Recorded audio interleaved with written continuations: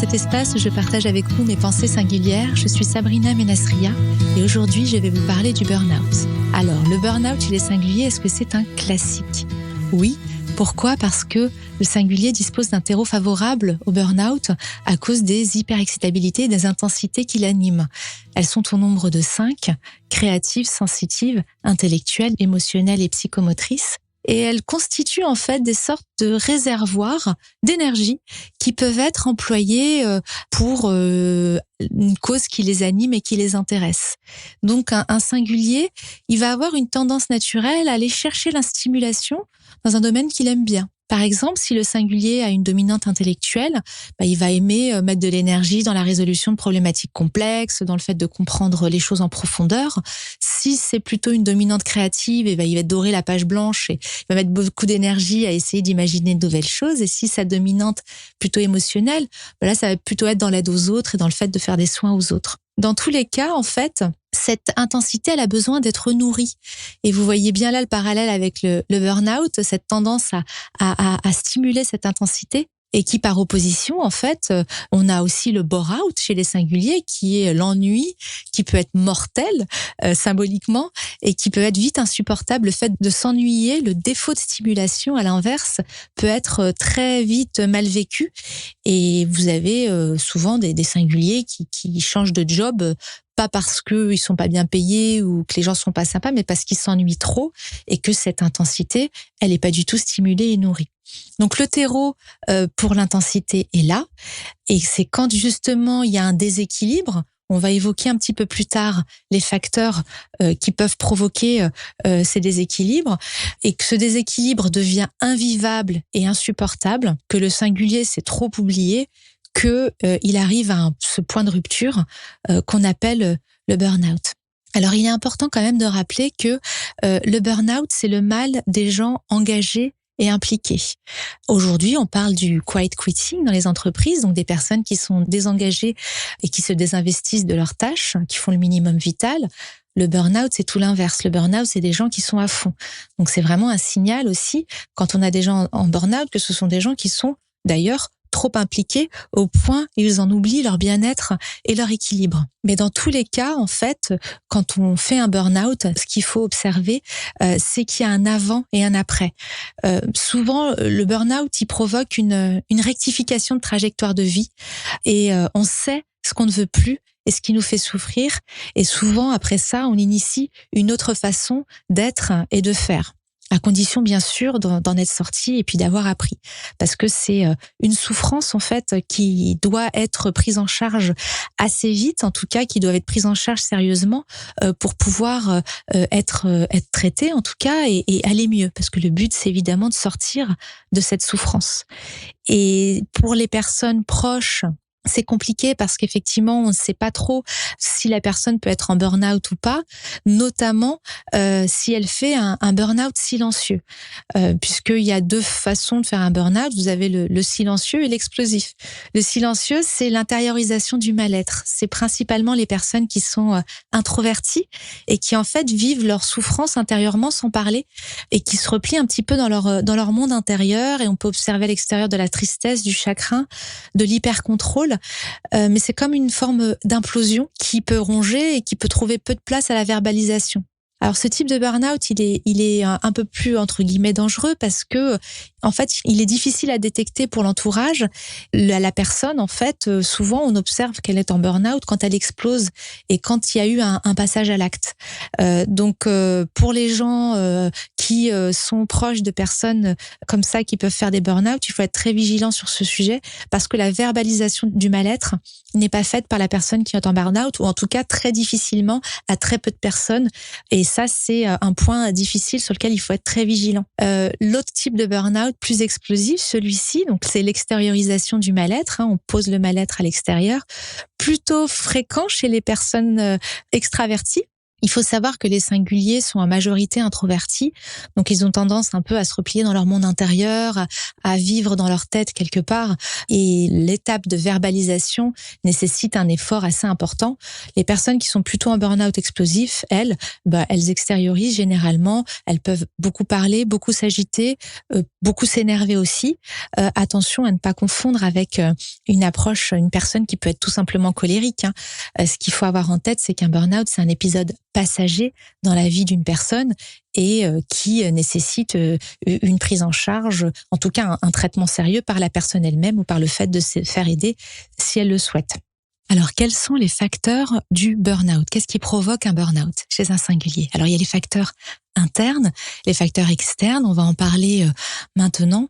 Il faut savoir que vous pouvez les cumuler et plus vous cochez de cases dans ce que je vais vous dire et plus malheureusement le burn-out peut être violent parce qu'il va être multifactoriel. Alors, on va démarrer par les facteurs externes. Donc, c'est plutôt lié aux personnes extérieures et à l'environnement. Donc ça peut être par exemple un environnement de travail et de vie qui ne correspond pas à vos valeurs et à vos aspirations.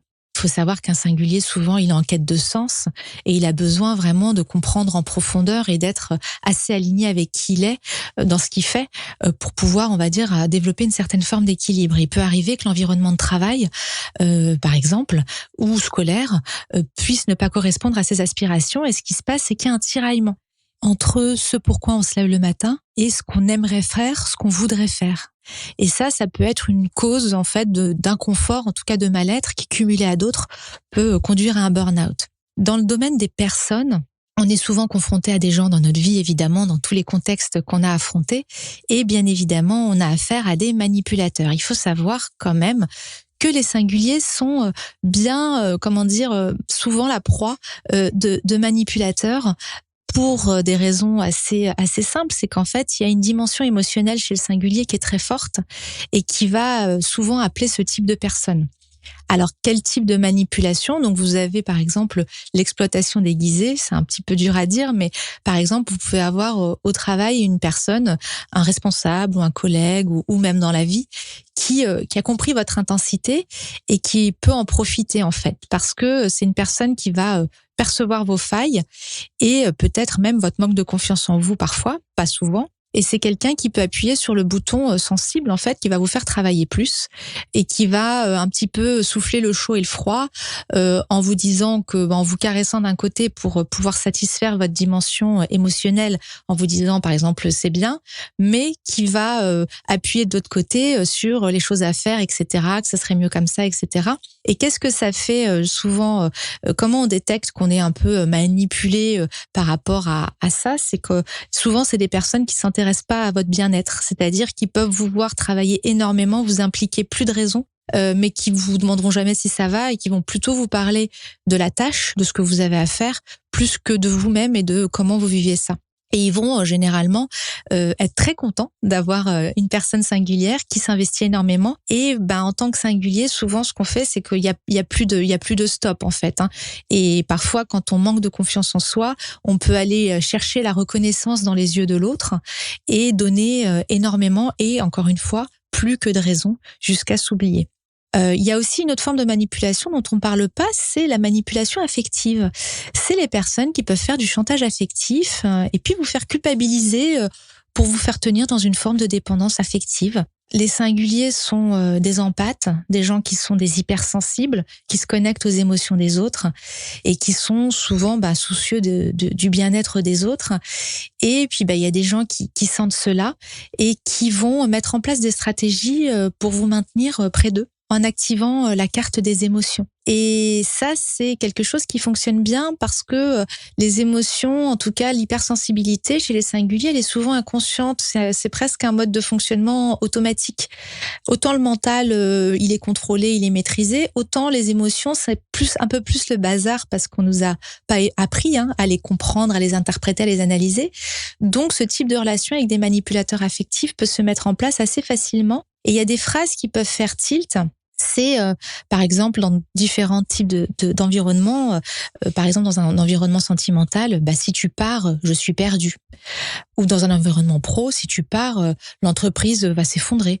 J'ai besoin de toi absolument, je peux rien faire sans toi. Et donc, c'est des phrases qui peuvent sembler anodines, mais qui peuvent maintenir dans une situation, par exemple, qu'on a envie de quitter. Et donc là, c'est encore une fois, ça marche assez bien avec les singuliers. Parce que ça, c'est quelque chose qui prend pas avec une personne qui est totalement apathique et indifférente aux émotions des autres.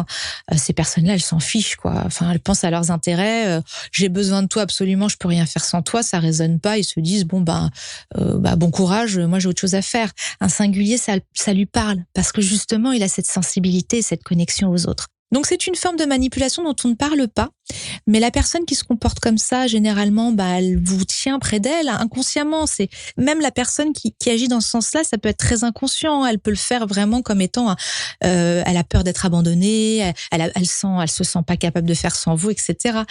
Ça peut vous tenir dans une forme de situation et vous mettre une pression qui, du coup, n'est pas ce que vous voulez, mais vous êtes tenu émotionnellement. Et ça, c'est un point important. Je tiens à en parler parce que on en parle très peu. Et pourtant, chez les singuliers notamment, je l'observe très fréquemment. Et il y a évidemment d'autres types de manipulateurs bien plus méchants, qu'on appelle les toxiques.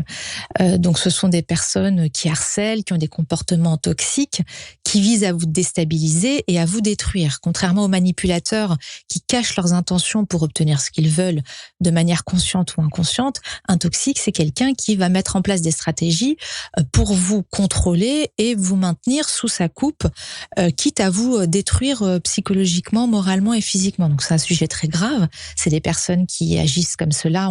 On en parle de plus en plus. Mais parfois, encore une fois, et ça je l'ai observé chez certains singuliers, il y a une espèce de relation bourreau-victime qui se met en place.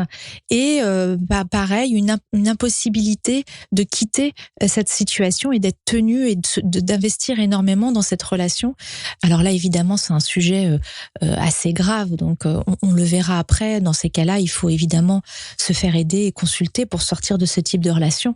Mais ça fait partie des éléments qui peuvent contribuer, cumulés à d'autres, à un burn-out, une explosion à vol d'une personne qui est déjà hypersensible et intense. Et en fait, ces facteurs externes, donc ces personnes-là ou ces environnements-là, ils vont venir un petit peu réveiller des fragilités qu'on a déjà. Ils vont peut-être agir comme un effet miroir sur nous, c'est-à-dire que ça va venir chercher une petite faille qu'on a déjà. Et donc dans les burn-out, il y a aussi chez les singuliers des facteurs internes qui sont liés un peu à leur mode de fonctionnement interne et personnel, notamment le plus fréquent qui est lié à l'intensité intellectuelle, donc ce qu'on appelle les HPI. On l'observe assez souvent, c'est une personne qui va être à fond et qui va s'imposer un niveau d'exigence qui est presque pas humain. En tout cas, elle va se l'imposer à elle-même. Et souvent, c'est des personnes qui pensent être les seules à pouvoir bien faire les choses. Donc, c'est des personnes qui ne délèguent pas, qui ne demandent pas d'aide, parce que ça risque de leur faire perdre la maîtrise de la situation. C'est ce que j'appelle les contrôlants, qui ont une machine en fait du mental qui tourne à plein régime et qui ne sait pas s'arrêter et qui va aller chercher tous les paramètres qu'elle peut contrôler, qu'elle peut maîtriser pour se rassurer et pour se mettre en sécurité.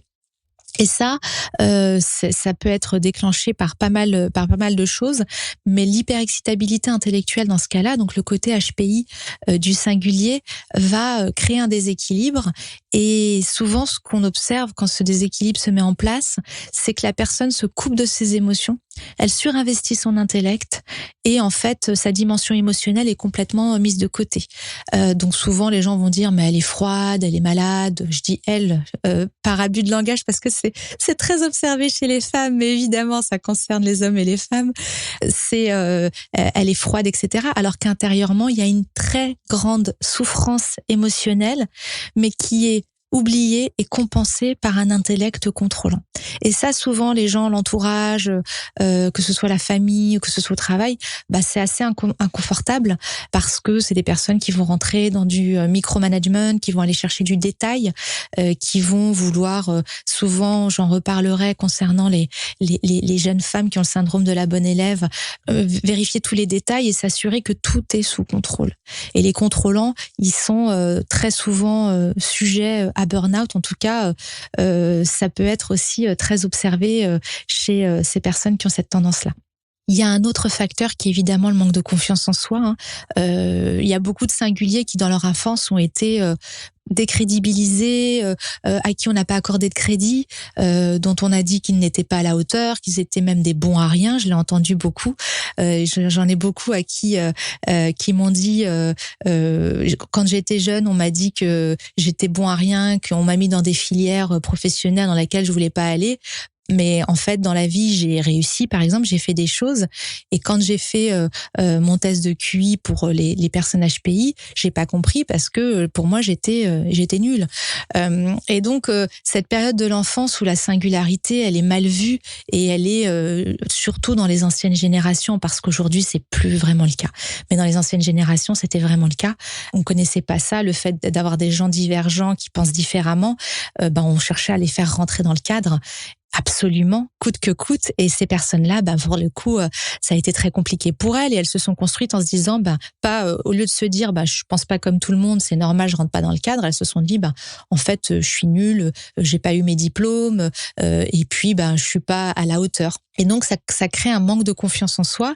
Et souvent, ce qui peut être un facteur de burn-out, c'est de se retrouver à se surinvestir dans un domaine pour prouver, pour recevoir de la reconnaissance, en opposition justement à ce qui s'est passé, la façon dont on a été construit, par exemple, dans l'enfance et les messages qu'on a reçus, et de donner beaucoup avec l'espoir de recevoir un retour, de la reconnaissance et de prendre sa place. Et donc ça, c'est aussi une faille qui permet d'être qui rend sujet au burn-out, parce que ça peut provoquer un investissement plus que de raison. Il y a un autre facteur qui est le syndrome du sauveur, très classique chez les singuliers, le fameux triangle de Karpman. Vous pensez que la personne, l'organisation, la famille, elle peut pas survivre sans votre aide, et vous donnez tout jusqu'à oublier votre bien-être. Donc ça, c'est assez fréquent. Sans moi, ça sera pas possible, mais je peux pas les laisser. Ils ont besoin de moi, etc. Alors, on sait souvent qu'il faut laisser les gens aussi faire leurs erreurs. Et ça, c'est aussi dû au fait que les singuliers anticipent beaucoup les choses et voient très loin grâce à leur vision, leur côté visionnaire et intuition. Donc souvent, il y a des évidences qui s'imposent aux singuliers, qui sautent aux yeux. Et en fait, quand les gens n'en sont pas arrivés à ce niveau d'évidence-là, ils ont envie de les sauver, de les secouer et de dire « mais tu te rends pas compte, mais là tu vas dans le mur », etc., etc.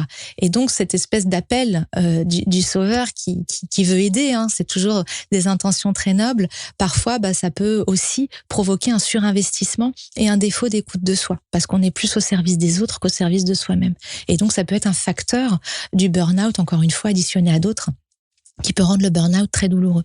Et ce qui peut aussi arriver en écho à tout ça, et je tiens quand même à en parler, c'est que le burn-out crée des déséquilibres. Des déséquilibres au niveau psychologique, au niveau émotionnel, très forts, parce qu'on surinvestit un domaine. On est comme une voiture lancée à 200 km/h sur l'autoroute, et on voit plus grand-chose.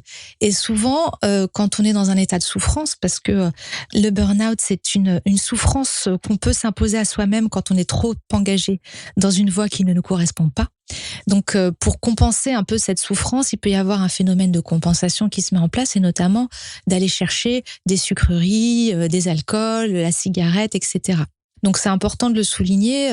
Quand vous êtes en burn-out, vous pouvez être aussi sujet à ça pour avoir une forme de récompense dans la journée, quand la journée est trop souffrante, d'avoir une perspective positive où on se dit « Ah, là, ça va aller mieux, j'ai cette petite chose, cette petite récompense qui va m'apporter du bien-être. » Mais évidemment, ça peut créer des dépendances et ça peut être dangereux. Donc c'est là qu'il faut se poser la question d'agir et de prendre le sujet à bras le corps quand vous commencez à sentir que vous rentrez dans cette forme de dépendance-là. Faut pas se juger, c'est important de pas se juger. Les singuliers sont très exigeants envers eux-mêmes. Il faut être indulgent envers soi-même. Se juger, c'est encore une fois être le bourreau de soi-même, quoi. Donc il faut être tout à fait indulgent et se dire, c'est un signe. Il faut peut-être que je fasse quelque chose. Enfin sûrement d'ailleurs, et que je me mette en action pour régler et sortir de cette situation. Alors, comment agir quand on est dans cette situation-là ? La première chose à faire, et je le répète très souvent, c'est s'arrêter.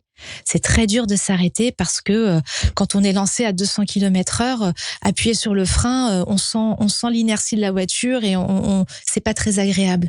Mais c'est une condition indispensable pour pouvoir s'arrêter, voir ce qui ne va pas et puis faire le point sur le pourquoi de la situation et si c'est possible, demander de l'aide. S'arrêter, ça veut dire quoi? Ça veut dire que si c'est une situation professionnelle, il faut probablement prendre un peu de vacances. Si c'est une situation familiale, il faut peut-être prendre 2 jours et partir. Ou une journée, ou une demi-journée, peu importe. En tout cas, il y a un moment donné où cette intensité qui est en roue libre quelque part, elle doit être stoppée pour pouvoir reprendre un peu toutes vos dispositions pour regarder les choses avec plus de lucidité. Alors c'est difficile, mais en tout cas évidemment, parce que c'est pas en s'arrêtant une demi-journée que on peut régler un burn-out qui dure depuis des années. J'ai des personnes moi qui sont en burn-out depuis 10 ans. Et elles sont dans des états de santé très très avancés, mais elles n'ont pas conscience qu'elles sont dans cet état-là, donc elles continuent à fonctionner à 200 km sur l'autoroute sans voir qu'elles sont en train de se tuer à petit feu. En fait, ça peut être assez dramatique. Et donc s'arrêter et se poser quelques questions. Par exemple, moi il y a une question que je vous conseille qui est fondamentale, c'est après quoi je cours? Est-ce que je cours après de la reconnaissance, la peur de mal faire, l'attention des autres? La peur de ne plus être aimé si je ne donne pas autant, la peur d'être jugé par mes collègues si je suis pas à la hauteur, l'argent, mon besoin de me sentir en sécurité. Donc ça, c'est une vraie question.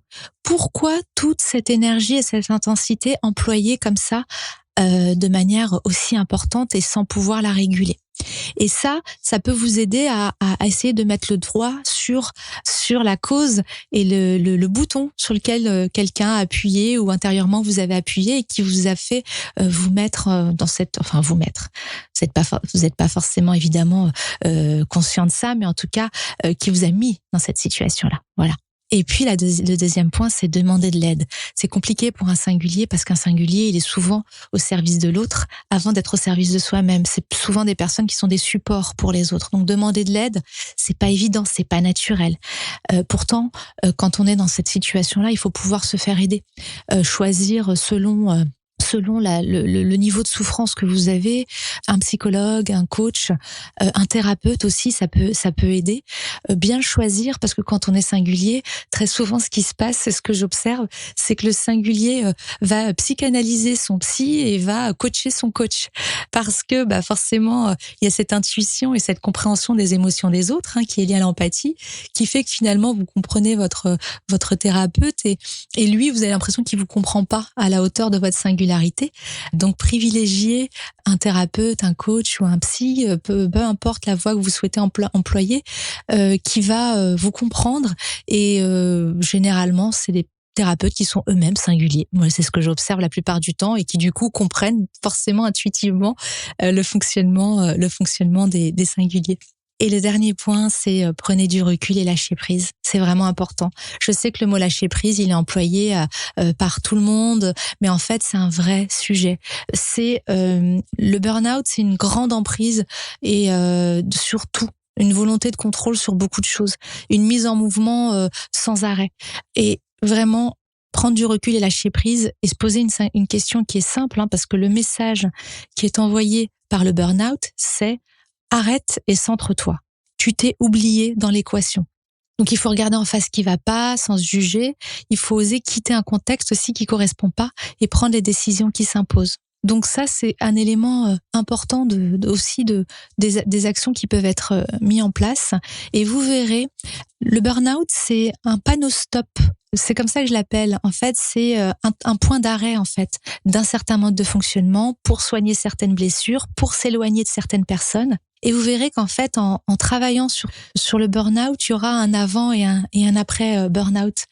Il est probable que vous soigniez quelques blessures et aussi que vous preniez une direction différente après cela. Parce qu'en fait, le burn-out, comme je dis, c'est un panneau stop qui nous remet dans le chemin de nos aspirations profondes, mais en ayant plus appris sur soi, sur ce qu'on veut et surtout, sur ce qu'on ne veut plus.